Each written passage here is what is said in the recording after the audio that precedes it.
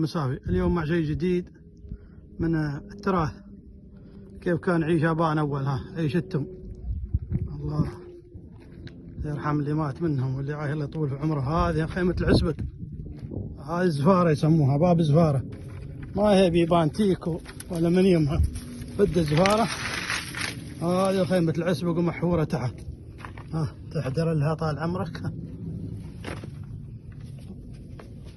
هذا طال عمرك، وحصيرهم وفراش ما زي حصير وسحمة، حصير من خوص النخل.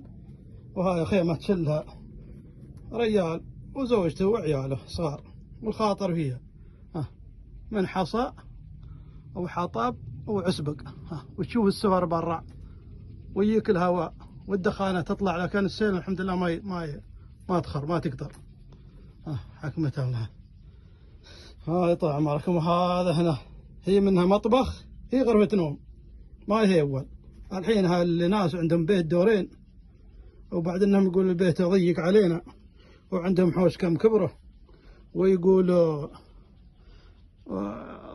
سكن بينه وبين ياره يطمع فيها بعد يباها. لا اله الا الله. شوفوا هاي مساكين كيف عايشين اول. حطب لا مربط ولا شيء، لا يشل الهواء ولا يقطر الحمد لله. حاصه وطين شلهم طبعا.